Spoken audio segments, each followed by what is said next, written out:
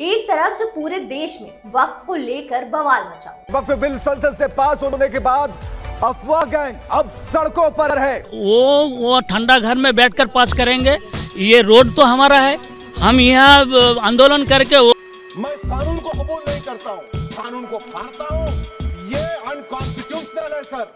लेकिन ऐसे समय में प्रधानमंत्री नरेंद्र मोदी का सऊदी अरब की यात्रा करना सबको हैरत में डाल रहा है। जी हाँ, प्रधानमंत्री नरेंद्र मोदी आज और कल सऊदी अरब के दौरे पर हैं। सऊदी अरब के क्राउन प्रिंस सलमान बिन मोहम्मद ने खास उन्हें न्योता भेजा था और सऊदी से रिश्ता मजबूत करने के लिए ही प्रधानमंत्री नरेंद्र मोदी ने उनका ये न्योता खुशी खुशी कबूल कर लिया।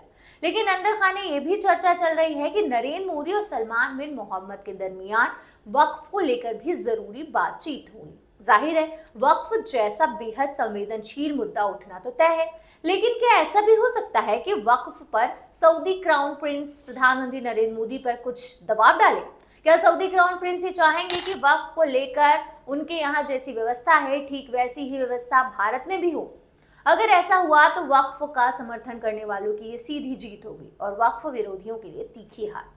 अब इस पर दोनों नेताओं के बीच क्या बात होती है ये तो बाद में पता चलेगा, लेकिन चलिए हम और आप ये जान लेते हैं कि भारत और सऊदी में वक्फ की व्यवस्थाएं किस तरह की हैं। नमस्ते, मेरा नाम आमिना है और आप देख रहे हैं आपकी खबर राजनीति।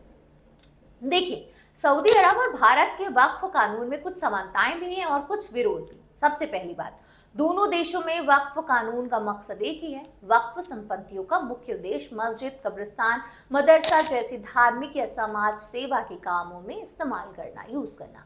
दोनों देशों के कानून वक्फ संपत्तियों की खरीद, बिक्री या गैर धार्मिक इस्तेमाल पर रोक लगाते हैं। दोनों देशों के वक्फ संपत्तियों का मैनेजमेंट सरकार की ओर से बनाई गई एक बॉडी या निकाय ही करता है, लेकिन सऊदी अरब का वक्फ कानून शरिया से कंट्रोल होता है। सऊदी अरब में मिनिस्ट्री ऑफ इस्लामिक अफेयर्स और स्थानीय वक्फ एजेंसियां इसका मैनेजमेंट करती हैं। वहीं हमारे देश में वक्फ ट्रिब्यूनल और सिविल कोर्ट है। वहीं सऊदी अरब में शरिया कोर्ट होती है जो इससे जुड़े मुकदमे सुनती है। भारत में धर्मनिरपेक्षता के चलते अदालतें धार्मिक मामलों में भी हस्तक्षेप कर सकती है। सऊदी में धर्म और शासन अलग अलग नहीं है, वहां की सरकार सीधे धार्मिक कानून लागू करती है।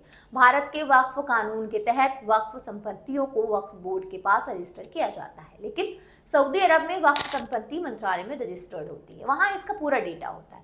हर एक जमीन का कागज उसी तरह होता है जैसे भारत में किसी भी जमीन का रजिस्ट्रेशन होता है। खैर, चलिए अब जानते हैं कि सऊदी अरब में वक्फ बोर्ड चलाता कौन है।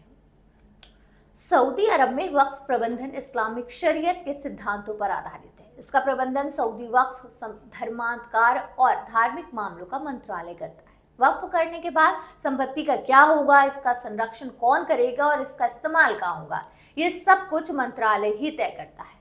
मंत्रालय में उलेमा की एक छोटी कमेटी होती है जो इसकी देखरेख करती है। ये कमेटी शरीयत के मुताबिक ही फैसले लेती है। कुछ छोटे वक्फ स्थानीय ट्रस्टी या मुतवल्ली द्वारा कंट्रोल होते हैं, लेकिन उन्हें भी सरकार के दिशा निर्देशों का पालन करना होता है। वैसे अब आपके जहन में एक और सवाल आ रहा होगा कि आखिर सरकार का वक्फ बोर्ड पर कितना कंट्रोल होता है। तो इसे लेकर हम आपको बता दें कि सऊदी सरकार के वक्फ मंत्रालय का इस कमेटी पर पूरा कंट्रोल होता है। सभी वक्फ संपत्तियों का रिकॉर्ड और उसका कहां-कहां इस्तेमाल हो रहा है उसकी जानकारी मंत्रालय के पास होती है। वक्फ का फंड कहाँ खर्च हो रहा है, मस्जिदों, स्कूलों और चैरिटी में कहाँ लगाया जा रहा है, एक एक पैसे का हिसाब वहां की सरकार रखती है। आपको जानकर हैरानी होगी कि सऊदी विजन 2030 के तहत सरकार वहां की वक्फ प्रॉपर्टी में से 350 बिलियन रियाल देश के डेवलपमेंट पर खर्च करने जा रही है। बहरहाल, जो सबसे बड़ा सवाल है वो यहाँ की प्रधानमंत्री नरेंद्र मोदी और सऊदी क्राउन प्रिंस मोहम्मद बिन सलमान की मुलाकात के बीच वक्फ बोर्ड का मुद्दा उठाया जाएगा या नहीं। आपकी जानकारी के लिए बता दें कि सऊदी अरब ने भारत में वक्फ संशोधन कानून पर जारी विवाद को लेकर सार्वजनिक रूप से अब तक कुछ भी नहीं कहा। सऊदी अरब ऐसे भी किसी देश के आंतरिक मामलों पर अपना रिएक्शन देने से परहेज करता है। हाँ, वो बात और है कि सऊदी अरब के दबदबे वाले इस्लामिक देशों के संगठन ऑर्गेनाइजेशन ऑफ इस्लामिक कोऑपरेशन यानी OIC भारत के मुसलमानों को लेकर आवाज उठाता रहा है, लेकिन वक्फ को लेकर उसने भी अभी तक कुछ भी नहीं कहा है। लिहाजा इन सारी बातों से ऐसा समझ में आता है कि भारतीय प्रधानमंत्री और सऊदी के प्रिंस की मुलाकात में वक्फ बोर्ड का मुद्दा शायद उठे। वैसा आपका क्या कहना है? क्या सऊदी अरब वक्फ को बातचीत में लाकर मोदी सरकार से बैर लेने की हिमाकत करेगा? जवाब आप कमेंट में जरूर दीजिएगा। मिलते हैं एक बार और ऐसे ही दिलचस्प स्टोरी के साथ। बने रहिए और देखते रहिए आपकी खबर।